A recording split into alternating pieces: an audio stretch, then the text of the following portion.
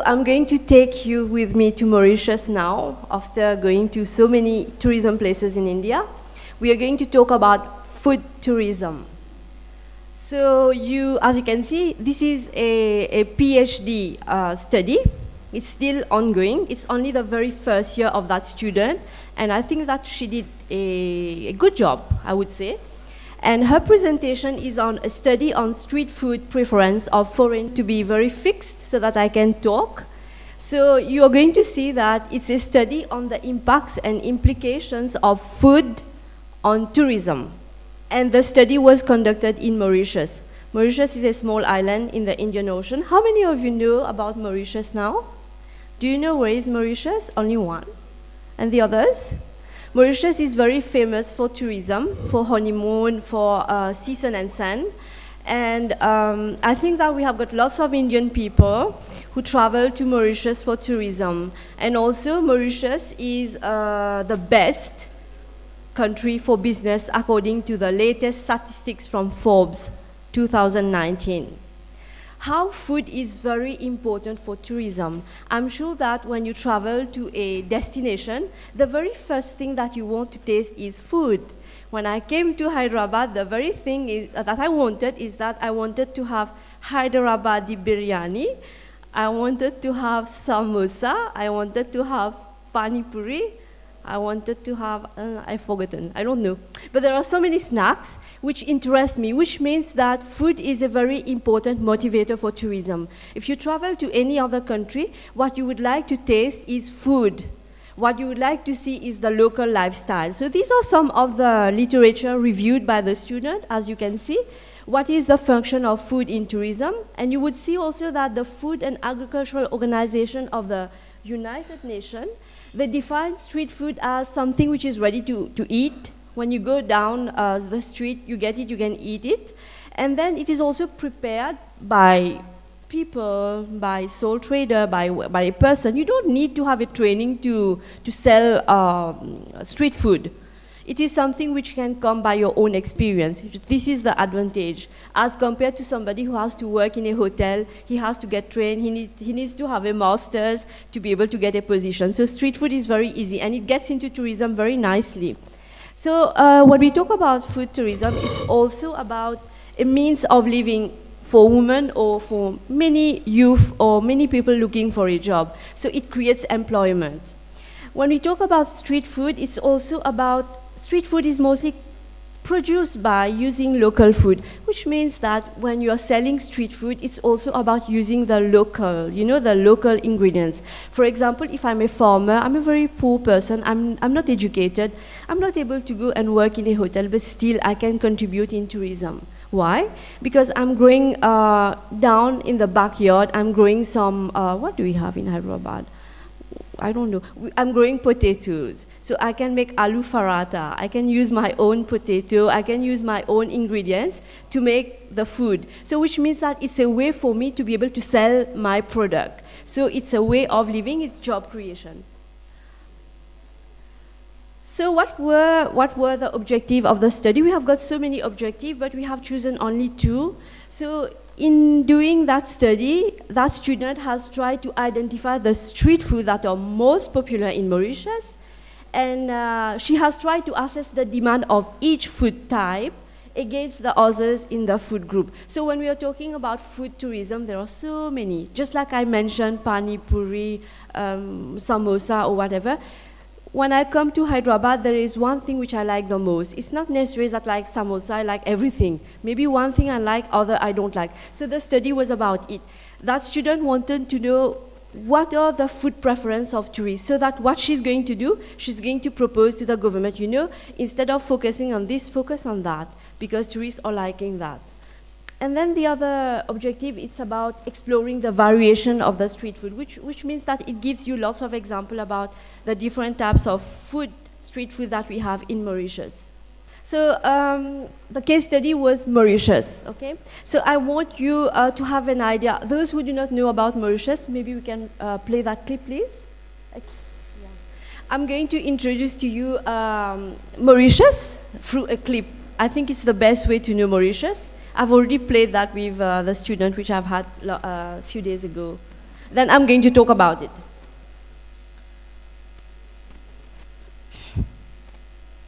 So let me talk in the meantime. So Mauritius is a small island in the Indian Ocean. We are having 1.3 million people. It's a very small island. We need 5 Hyderabad to make 1 Mauritius. No, not 5, 3 Hyderabad to make 1 Mauritius.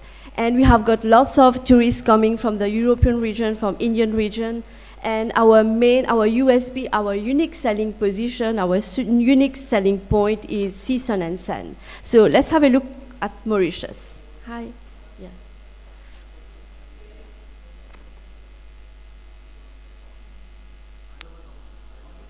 This is coming from the Ministry of Tourism. So you have to travel 6 hours from Mauritius to come to India. And as you can see here, Mauritius is very green as compared to India. I'm comparing India because we have got audience dominated by Indian people. So it's a very green, and as you can see, we have got the sea, sun, and sand. This is our specialty. And the sea is really very free from shock. You can swim. You don't need to be afraid. And as you can see, this is a hotel, and this is a waterfall. This is the 7-colored earth. It is a place where you have got 7 different colors of the earth, and we have got lots of tourists, attracting lots of tourists. This is again a hotel, 5-star or 7-star deluxe. In fact, most of the tourists, when they come to Mauritius, they like to consume the sea, sun, and sand. I personally did a study to understand what are the preferences of the tourists when they come to Mauritius. I finally realized that when they come to Mauritius, it's only for the sea, sun, and sand. It's not really for nature or eco. We are also selling ecotourism or nature, but we should not compete with other destinations. I think that each destination has got its own speciality. We have to focus on that only. So this is tea making, but of course we cannot compare with Assamese tea in India. We are just very trying to do some kind of local tea. We call that bois chéri tea. These are tortoises, some animals. We don't have great animals in our place. We have got, these are imported. We don't have a lion, we don't have tiger, it's imported from Africa. We just have cats and dogs and goats and birds. That's all that we have. And then big game fishing is really very popular in Mauritius because it is an island destination surrounded by the sea. So lots of the activities are focused within the sea. So this was a bit about Mauritius, just to give you an idea about Mauritius. Let's continue now. Just stop it, yeah. Now we'll get into the gist of the subject. We're going to talk about food tourism. We're going to see what happened when we did our survey. Especially when we visit the north, the south, the east, and the west of the island, you have the opportunity to taste some good street food. And we have got some literature review again. We talk about the importance of food, of street food in tourism, and how you have street vendors in Mauritius. They are selling their food. In fact, I don't have a video. I should have showed you the video of the street vendors. It's very interesting. She did not include, I told her to include that. So this is example of street food. As you can see, this is called, even I don't know, du pain frit. This is du pain frit. I don't eat because we become fat with that. You can eat a little, but you know. But when you are a tourist, you can have it, only 1 or 2 days. Otherwise, you'll become really very fat. And the other one is dal puri. This is really very famous, and people like to eat it. It's like a pancake, and it's cooked with, it's served with many curries like in India, but it's less spicy. It's very special. This is a Chinese dish. It's called boulet. It's round, and it comes in water, and it's very spicy. And the other one, it's fruits, local fruits, which they prepare it with a chili and other sauce. I think people are not listening to me anymore. I think I should have brought the food here. Okay, so Mauritius is a land of immigrants, which means that when you see all those street food, it means that it's a combination of street food from different culture, Chinese, Indian, Creole, and so many others. This is a drink called aluda. It's a bit like badam milk, but it's better than badam milk because it's less sweet, and we have got so many other things that we put into that. This is glaçon râpé. We call that chuski. Chuski? Yeah, we call that chuski in India, I think. Did I say it right? Chuski? Yeah. And this is kalamindas. It is another street food. Anyway, this is biryani, but it is the local biryani. It's not the same as Hyderabadi biryani, but it's quite good. But they tried to copy you, but they could not. This is putu. This is another thing. So the methodology, let's talk about the methodology now when we're talking about the study, how she conducted the survey. So she did, data collection was conducted around the island. And as you can see, she chose places where we had lots of tourists. I don't know when she did that really, but she reported to me that she did that during 3 or 4 months. You know, student, after all, they might say true or they might be lying also, I don't know. So I hope that this is true, whatever I can see. And she told me that tourists came from Europe, Asia, America, Australia, and Africa. I'm not so sure about America, but I don't know, maybe she got 1 or 2 tourists from America, because we don't have too many tourists coming from America, because Mauritius, the geographical position, we attract tourists mostly from Africa, Asia, and Europe. Anyway, Australia is there, it's good. So she did a pilot testing of the questionnaire, and the entire process of data collection took over 3 weeks, with 290 respondents. This is very rapid. In 3 weeks, she managed to gather 290 respondents. So this is a bit about the methodology. And she had a questionnaire which she developed under my guidance, and it was quite a good questionnaire. These are the analysis and observations. She realizes, just like any other study, that there is a deep relationship between food and tourism. So she also realized that the selection and preference of a particular street food depends on different factors. For example, if you have got tourists coming from another country consuming the street food, they have a way of choosing. For example, if I'm 40 plus, I'm not going to go for that deep and frire or whatever. It's oil, deep fried, whatever. I will become fat. I will have lots of health issues. So I will choose healthy food. So she realized that there is a relationship between socio-demographic choice, profile of the tourist, and the choice of the street food. One very important thing she realized also, she saw from the data collection, that foreign tourists are very much concerned with the safety and health, which is really very true. This is not only about Mauritius, it's also about India. Yesterday when I gave that interview to that TV channel, I told them that Hyderabad, just like Mauritius, it's a very nice place for tourism, but please try to see what you can do to improve safety and security. I'm more interested to buy pani puri with people on the road than to go in a big shopping mall and buy it. Because why? When you're going to buy food from the street, you are not only buying the food, but you're contributing to a small person. Don't forget that I told the student the other day, when you buy from small entrepreneur, you are helping them. Maybe that person is a poor person. She depends on that little money to go back home and to buy maybe books for the children, or maybe to buy food to eat. So when you're buying from small entrepreneurs, when you're buying from street people, you're helping them. This is one side of it. But you have to also be very cautious. Sometimes people, they are very, very, very cunning, very chalak. What they do, they have lots of money, they go on the street, they sell food because they don't have to pay tax. Whereas the other people, they are paying lots of money for rent. For example, I have a shop in the shopping mall. I'm paying big rent for that. So I need to cover my costs. I need to be able to sell. So we have to be fair towards those people as well. So we have to think a lot when we are going to buy something as a tourist, where we should buy. And sometimes we also have some people who are a cartel. They have a plan. They're going to say, okay, you're going to sit here and sit here and sit here. I'm going to bring the tourists. Whatever you sell, you give me 50% out of that. So this is also all the kind of situation that I have seen. She has not put it here, I'm telling. This is my experience.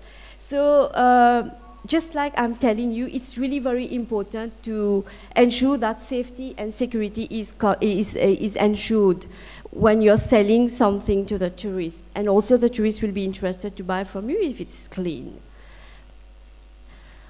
Another observation, the food was prepared in a poorly storage areas. This is really very true. Let me give you an example. You know what happened one day? I was very excited. I was in Nigeria and I was so missing my Mauritian food, dal puri. When I came to Mauritius, the very first thing, I jumped to the shop. I said, let me have a dal puri.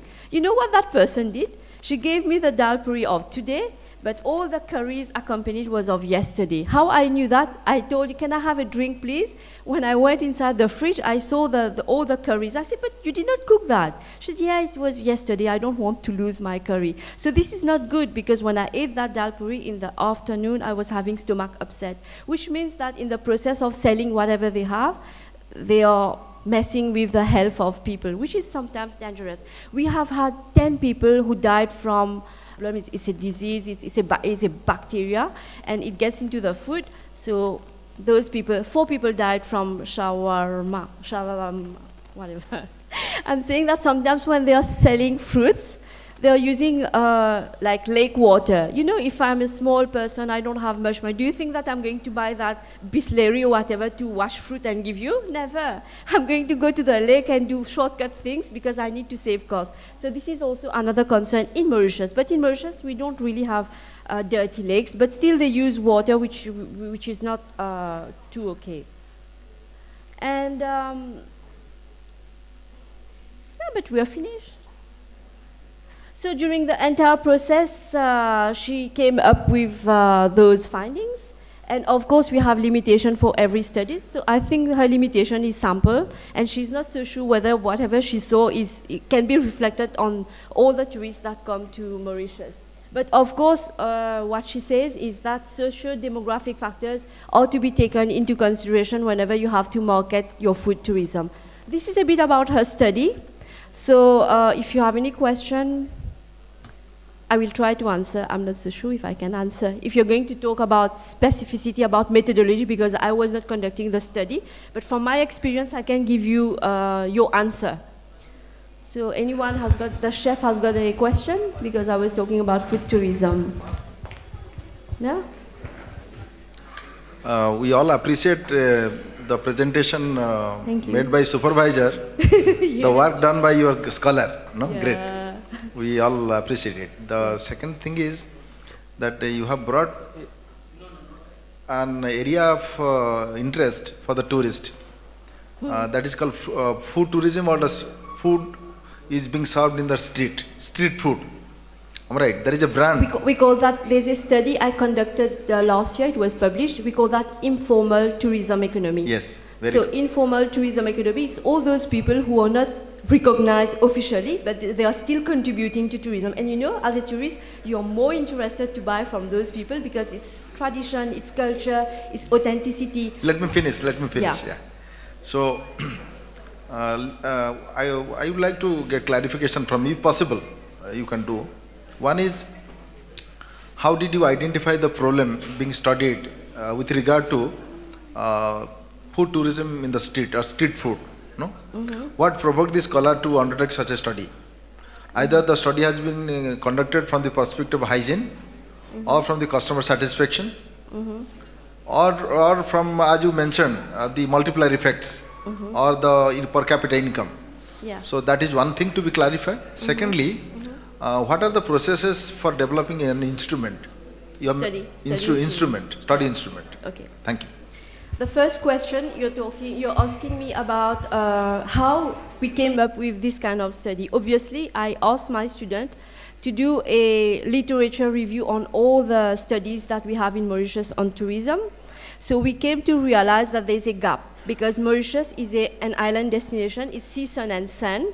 So we have been focusing too much on sea, sun, and sand. And I have got some studies that I did personally. I have been publishing some books and all. So she went on those books. She realized that we need to diversify. It's really very important to go on diversification. Diversification means that you should not only focus on what you have, you should always have a plan B. So in the process, she reviewed the literature, she did some groundwork, she realized that there are lots of tourists interested in street food and they spend lots of time on the street buying street food. So based on that, she said that let me try something.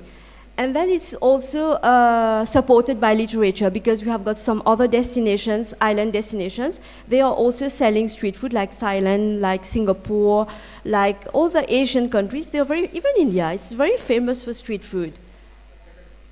The second question. You talked about study instrument. This is a questionnaire. We developed a questionnaire. Obviously, we are not going to invent a questionnaire. We went through the literature review. We tried to see what are the other similar studies that we have. And she looked on those, she tried to have a look on all those questionnaires and they developed. And we adapted it to the local context. This is what I told her. I hope that she has done that because I have not seen her questionnaire really. Yeah. Tourism industry always wants the economy and the funds and the income. And the street food is not giving so much economy to our country and as well as most countries. So how we can increase our economy by the helping of the street foods? You're the agent of the tourism government, I think. Because yesterday they asked me the same question. Oh, so I would say, you're talking about India. You're talking about Yes, India. yes. So I'm going to repeat the same answer, Yes, what ma'am. I gave to the press yesterday. Okay, So I'm sure. saying that India, again, it's a very beautiful place, especially when I'm talking about Hyderabad. We are in Hyderabad. Let's talk about Hyderabad. Hyderabad is really rich. You told me Hyderabad is famous for biryani, sherwani, kurbani, kubani, Yes, ma'am. nizami. So I think that Hyderabad is famous for Hyderabadi biryani.